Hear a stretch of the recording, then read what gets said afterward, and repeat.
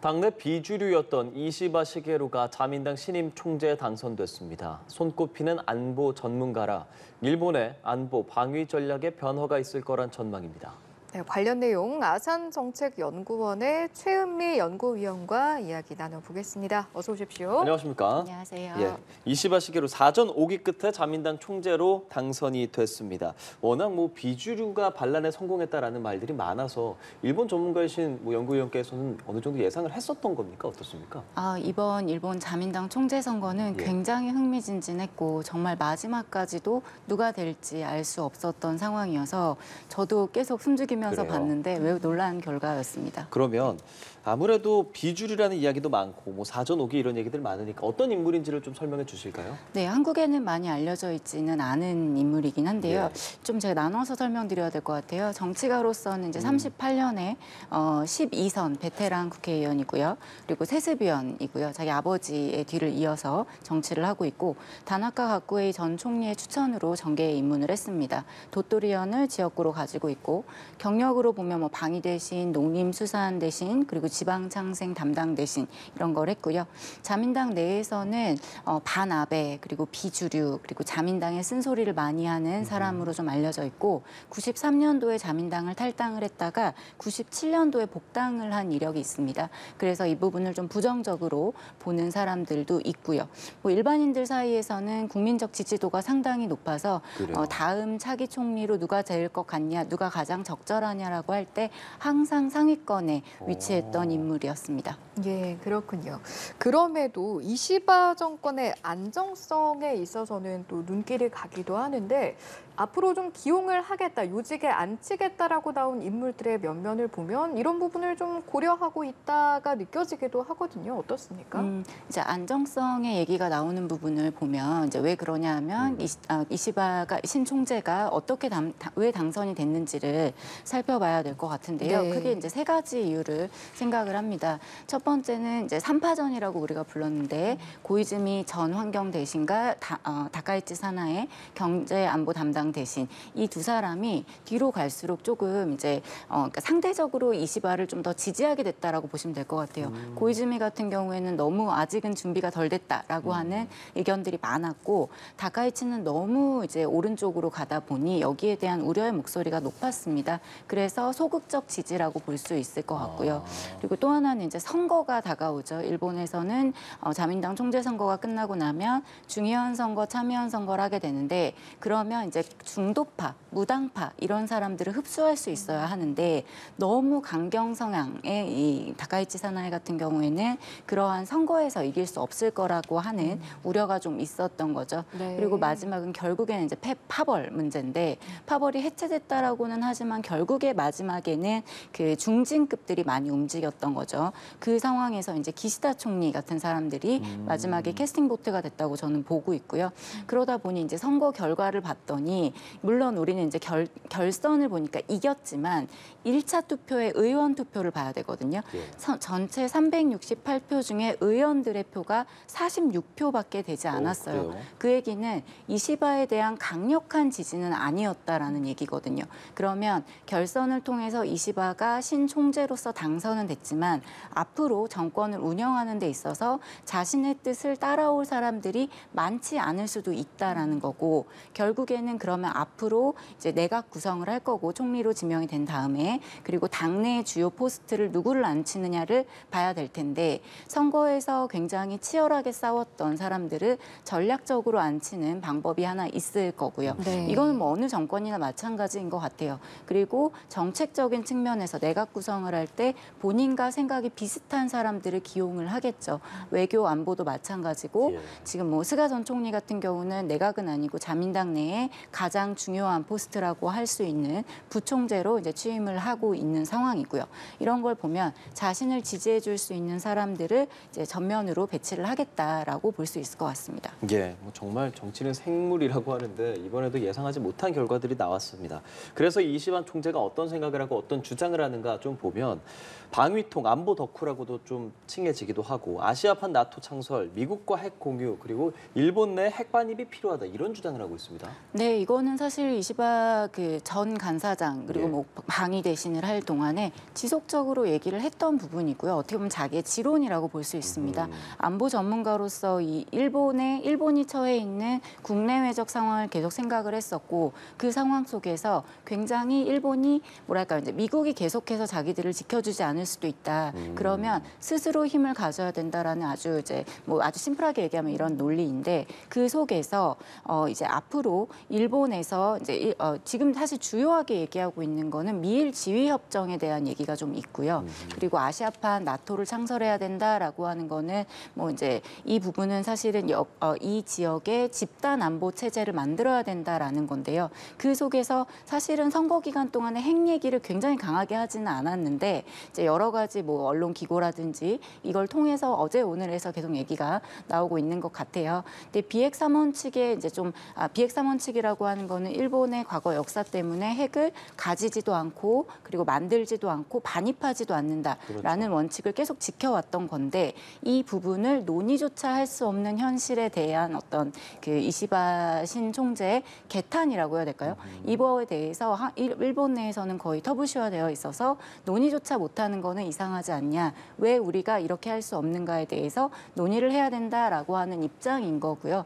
여기에 대해서는 굉장히 긴 논의라고 생각을 합니다. 일본 내에서도 좀 지지받지 못하는 내용들도 있고 마찬가지로 네. 미국에서도 조금 불편해할 수 있는 내용들도 있고요. 네, 미 대선 결과에 따라서 한미일 3자 중심의 외교 기조는 시나리오별로 좀 어떻게 달라질 수 있을 것인가? 이 부분은 어떻게 전망하십니까? 우선은 이제 저는 일본의 입장에서 좀 보다 보니까 뭐 미국의 대통령 선거의 결과를 좀 지켜봐야겠지만 역시나 해리스가 당선된다라고 할 때는 일본에서도 마찬가지로 우리와 이제 비슷하게 보는 거죠. 바이든 행정부가 했던 기조를 유지를 해 나갈 거고 한미일 협력이라고 하는 부분에 대해서도 뭐 기존의 노선을 유지해 나갈 거다라고 하는 건데 트럼프 전 대통령이 다시 당선을 해서 이제 등장을 한다라고 하면 이 부분도 역시나 우리처럼 이제 불안 요소로서 생각하고 있는 부분들이 많고 기존의 한미일 체제라고 하는 부분은 유지가 되겠지만 안보 협력이라고 하는 부분은 유지가 되겠지만 역시나 이제 방위비 분담금 문제라든지 혹은 한일 간의 어떤 갈등 요소가 있을 때 기존의 바이든 정부에서는 이걸 좀 조정을 하려고 하는 노력들이 있었으나 트럼프 행정부가 다시 등장을 할 때는 이 부분은 좀 그렇지 않을 가능성이 있어서 여기에 대한 우려들도 같이 있죠. 네. 그러면 일본 안보 방위 전략에 대해서 아까 전에도 일본 내에서도 비핵이라든지 이런 부분 오랜 좀 논의가 필요하다는 말씀해 주셨잖아요. 만약에 트럼프가 당선이 된다면 이시바 총리의 의견이 조금 더 지지를 받을 가능성도 있어 보이는데요. 그럴 가능성이 없다라고 볼 수는 없지만 예. 일단 일본에서 핵이라고 하는 부분에 대한 물론 이시바 신총리로 이제 지명이 되겠지만 이시바 신총재가 얘기하고 있는 부분들이 납득할 수 있다라고 하는 부분이 없지는 않아요. 하지만 일본 사회에 넓게 깔려 있는 소위 우리가 얘기하는 핵 알레르기라고 예. 표현을 하는데요. 이 부분을 넘어서고 많은 사람들이 지지를 할까라고 할 때는 저는 글쎄요. 그 부분은 쉽진 않을 것 같고 그럼에도 총리의 의지가 있기 때문에 논의를 논의 주제로서 내세우기는 하겠죠. 네. 연장선상에서 앞으로 이시바 총재가 외교안보와 관련해서 어떤 행보를 보일 것인가 이런 것들은 사실 그동안 나왔던 발언으로서도 추측을 해볼 수가 있는데 보면 뭐 북중러 안보 위협에 대해서 일본을 지키겠다라는 발언도 있었지만 북한에 관련해서는 직접적으로 소통 채널을 좀 마련하겠다 그리고 납치 문제를 풀겠다 이런 발언도 나왔거든요. 네, 납치 문제는 일본의 북한과의 관계에 있어서 굉장히 중요한 문제이니까요.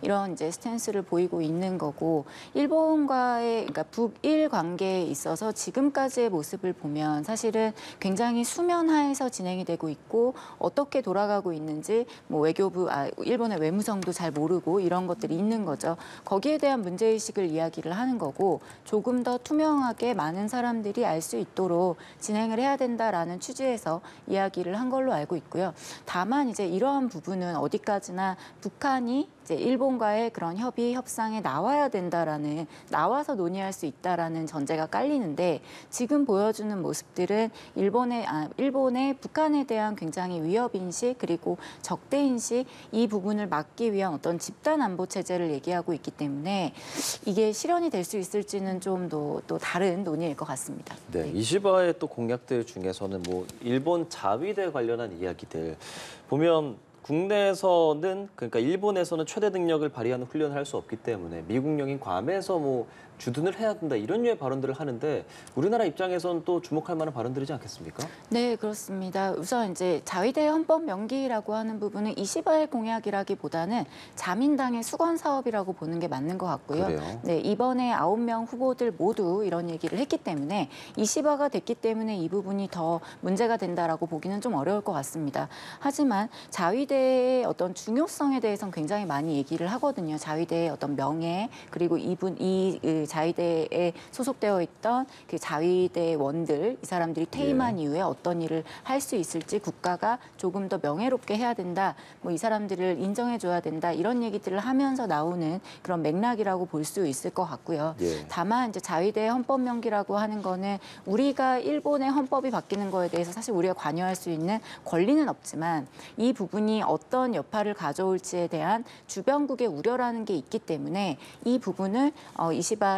신 총재에게 우리가 정확하게 전달할 필요가 있고 본인 스스로 굉장히 공부를 많이 하는 사람입니다. 그래서 이 부분에 대해서 들으려고 하는 자세가 있을 거고 이 부분을 명확하게 전달을 한다라고 하면 그렇게 강력하게 뭐 외교적인 부분을 무시하면서까지 속도를 내기는 좀 어렵지 않을까라고 생각합니다. 아시아판 나토 창설을 또 주장하지 않습니까? 네. 뭐 우리도 주변국이고 또 중일 관계에서도 험로를 겪을 수 있다. 뭐 이런 이야기도 나오는데 이거는 좀 어떻게 받아들여야 되겠습니까? 아시아판 나토를 얘기하면서 사실 지금 언급하고 있는 게 두 개가 있습니다. 예. 하나는 안저스라고 해서 예. 미국, 호주, 네덜란드가 가지고 있는 이제 그 조약인데요. 이 안보 조약 관련한 거고 요거 하나가 있고 그리고 우리에게 익숙한 쿼드가 있습니다. 쿼드, 예, 근데 쿼드는 사실은 안보 동맹이라고 보기는 어렵고 이 나오는 표현 자체가 파트너십입니다. 그런데 그래서 아주 이런 전통 안보에 대한 얘기를 많이 하지 않는데 이시바 시게루가 이야기를 하는 거는 신총재가 얘기를 하는 거는 이러한 그 아시아 지역에 있지 않은 뭐랄까요 이제 집단 안보 체제가 없는데 그 안에도 미일 동맹, 뭐 한미 동맹 그리고 그 쿼드 이러한 것들을 어떻게 잘 유기적으로 연결시킬까에 대한 얘기입니다.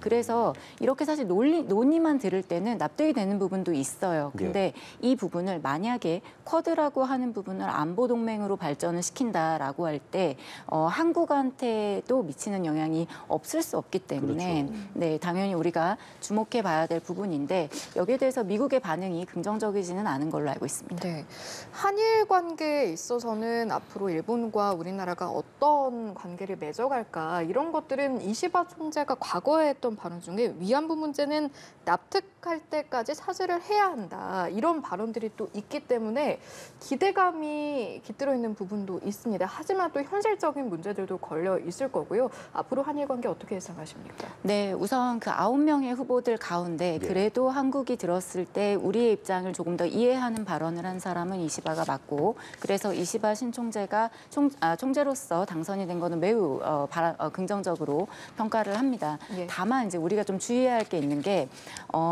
기존에 했던 발언은 어디까지나 한 명의 국회의원으로서 했던 발언인 거고 신 총리로서 총리의 입장에서 이 발언을 또 할 수 있을 것인가가 일단 주목할 부분 하나 그리고 발언은 했지만 실제로 이 부분을 행동으로 옮길 수 있을까는 또 다른 문제거든요. 그래서 우리가 너무 기대감을 높게 가지는 거는 저는 사실은 너무 기대가 높으면 또 그만큼 실망감도 크기 때문에 할 수 있는 게 무엇인가를 조금 같이 의논을 하면서 이 부분을 발전적으로 좀 진전시켜 나가는 게 맞다라고 보고요.